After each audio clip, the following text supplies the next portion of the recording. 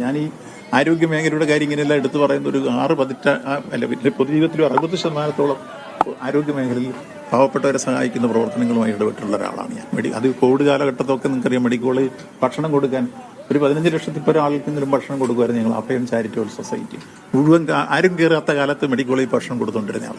അപ്പം അത്തരത്തിലുള്ള പ്രവർത്തനം വരെ ഏറ്റെടുത്ത് ആ മെഡിക്കൽ കോളിനെ ഏതാണ്ട് 4 പതിറ്റാണ്ട് കാലത്തോളം HDCയിലും പ്രവർത്തിച്ചിരുന്ന ആളാണ്. അതുകൊണ്ട് എല്ലാ കാര്യങ്ങളും എനിക്കറിയാം. അതുകൊണ്ടാണ് ഞാൻ പറഞ്ഞത്, ആ മെഡിക്കൽ കോളേജ് ചെയ്യുന്ന സേവനം എന്ന് പറയുന്നത് സെൻട്രൽ ട്രാവൻകൂറിലെയും പ്രത്യേകിച്ച് നമുക്ക് കോട്ടയം പരിസര പ്രദേശങ്ങളിലെ ജില്ലകളിലെ ആയിരക്കണക്കിന് രോഗികൾക്ക് ദിവസവും അഭയകേന്ദ്രമാണ്. അതിനെ തകർക്കരുത്, അത് നമുക്ക് സംരക്ഷിച്ച് മുന്നോട്ട് കൊണ്ടുപോകും. ഉണ്ടായ പ്രശ്നങ്ങൾ പരിഹരിച്ച് പൂർണ്ണമായി ജനങ്ങൾക്ക് വിശ്വാസ്യത ഉറപ്പുവരുന്ന രൂപത്തിൽ അതിന്റെ പ്രവർത്തനം മുന്നോട്ട് പോകണം. ഇപ്പോൾ ഈ കാര്യത്തിൽ തെറ്റിദ്ധാരണ ഉണ്ടാക്കരുത്, വസ്തുതാപരമായ കാര്യങ്ങളാണ് ഇത് പറയുന്നത്. യെസ്.